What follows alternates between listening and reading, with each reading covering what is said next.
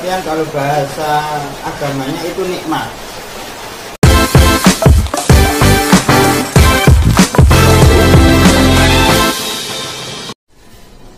Assalamualaikum warahmatullahi wabarakatuh. Kembali lagi dengan Ochen Bang Teguh. Ini kedatangan tamu dari Pacet ya, Bis? Dari Pacet. Ini kita mau ngobrol tentang apapun yang bisa diobrolkan dengan santai. Namanya juga ngoceh ya, ngoceh-ngoceh aja. Ini saya manggilnya Gus. Gus itu dalam arti apa, Gus? Kalau Gus itu sebuah ucapan untuk apa ya? Penghormatan mawon, tidak ada yang lebih. Artinya kan kalau kita memanggil orang kan ya bebas-bebas saja. Yang penting kan yang hormat gitu mawon. Tidak harus dipanggil Gus, dipanggil Cak gitu. Tapi tidak tahu Cak Farudi, Cak Teguh itu gimana itu. Ini bisnis kuliner chicken gue ya, bisnis kuliner cateringan, catering juga ada, chicken juga ada. Nah kita mau tanya itu, iya toh bisnis catering itu seperti apa? Bisnis catering itu seperti apa, Gus? Kok bisa dinamakan catering? Saya sendiri nggak tahu bisnis catering. Intinya ya bisnis makanan. Bisnis catering ya bisnis makanan, kita melayani jasa untuk orang lapar sebenarnya, orang yang ingin makan tapi tidak sempat untuk masak, atau mungkin ada acara yang di situ memang butuh jasa bagian yang masak atau ingin pokoknya terima jadi. Bisnis catering itulah apa, pesan nasi kotak atau apapun itulah masakan, itulah yang paling mudah. Bahkan kan sekarang kalau acara resepsi pernikahan itu kan semuanya kan pasti pakai cateringan, tidak seribet dulu kan 10 tahun yang lalu kan pasti orang duduk habis itu dikasih sama yang apa ini namanya di Jawa rewang. Karang taruna biasanya dikasih apa nasi satu piring, rawon biasanya, kalau tidak rawon soto. Tapi kalau sekarang kan enak. Gini, catering itu berarti kan nggak perlu tempat. Kalau bisnis kuliner kan harus ada tempatnya, harus ada karyawannya, terus segala macam lah seperti rumah makan atau warung gitu. Kalau catering itu berarti gimana ya? Tempatnya itu di rumah atau memang kita punya rumah, punya tempat sendiri untuk catering itu sendiri? Relatif sih, artinya tergantung kita. Misalkan kita belum punya modal untuk sewa tempat, apalagi baru memulai bisnis catering, mungkin kalau saya pribadi lebih baik ya kita awali dari rumah. Kita promosi lewat media sosial, kan sekarang sudah marak sekali kan, online kita promosi. Nanti kalau ada pesanan kita garap di rumah. Apa itu bahasa Indonesia nih garap itu? Nah, pokoknya kita garap di rumah. Iya, harus pokoknya. Nah, nanti memang tidak menutup kemungkinan biasanya catering yang besar itu karena memang punya pelanggan yang besar, pun juga punya brand, sudah punya, intinya terkenal lah di situ.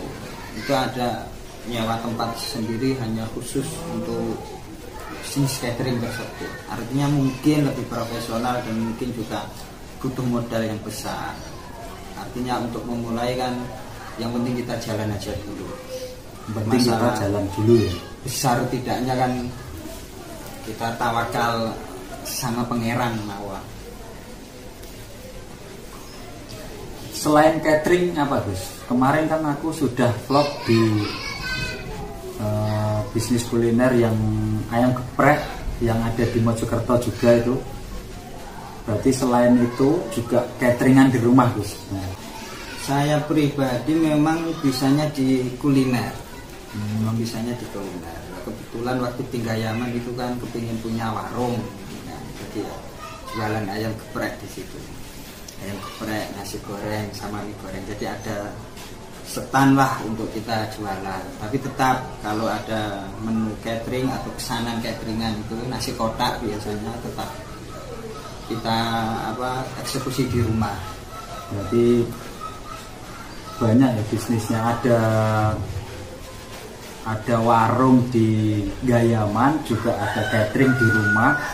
Itu tergantung mana yang sebenarnya enggak banyak.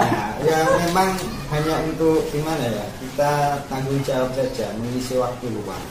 Mengisi waktu luang loh. Mengisi waktu luang. Jadi bisnisnya itu mengisi waktu luang. Bukan seperti bisnis, usaha itu kan kewajiban, Pak. Usaha kewajiban. Nah, kira-kira menurut sampean ini antara hak sama kewajiban itu lebih dahulu mana? Hak sama kewajiban? Saya kira untuk kita berkewajiban kita harus punya hak dulu. Betul, betul. Jadi kita harus hak dulu, baru kita jalani kewajiban. Karena belum tentu kita bisa mendapatkan kewajiban kalau kita tidak punya hak di situ. Kita mau menjalankan kewajiban tapi nggak punya hak, ya nggak bisa. Jadi hak dulu. Betul. Anak sama istri kita itu kan punya hak. Mereka punya hak untuk bahagia, mereka punya hak untuk beribadah dengan pakaian yang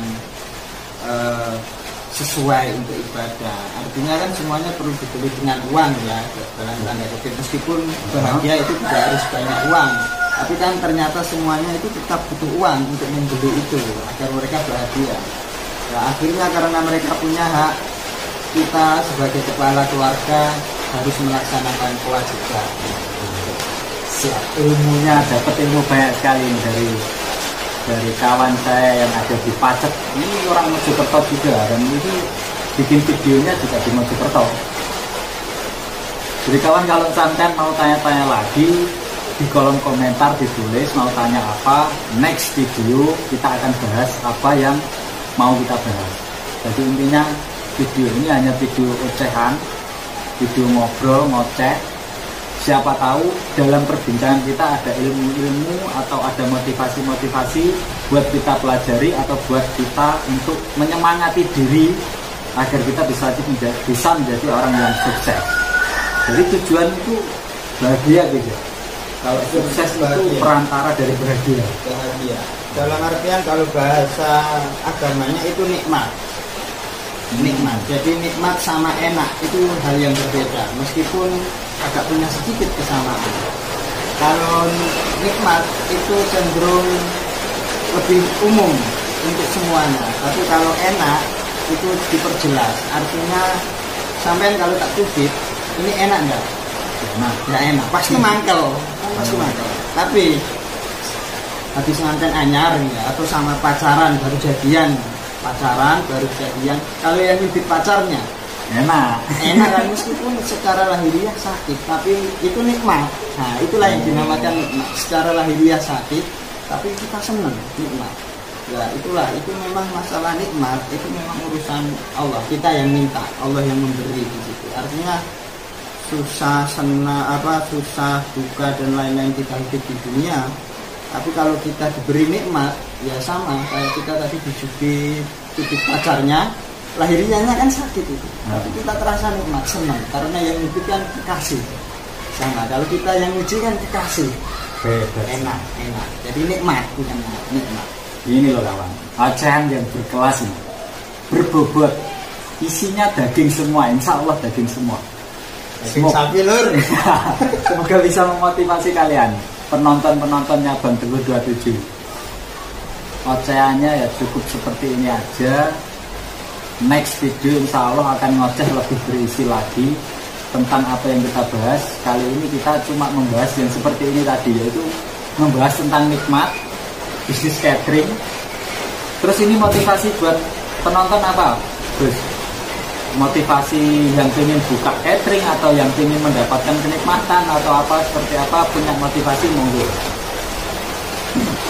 Kita boleh bekerja, tapi jangan sampai melupakan zat yang memberi kita kekuatan untuk bekerja. Jadi ikhtiar boleh, tapi harus dilingkup dengan rasa tawakal. Dalam artian kalau kita tidak ada tawakal di situ, apapun ikhtiarnya, insya Allah akan terasa nikmat. Hasilnya ikhtiar gitu ya. Sukses terus untuk Bang Teguh. Amin. Oke kawan, mungkin seperti itu aja ocehan Bang Teguh dengan kawan Bang Teguh. Semoga bisa memotivasi kalian semua, dan saya ucapkan terima kasih telah menonton video ini sampai habis. Assalamualaikum warahmatullahi wabarakatuh.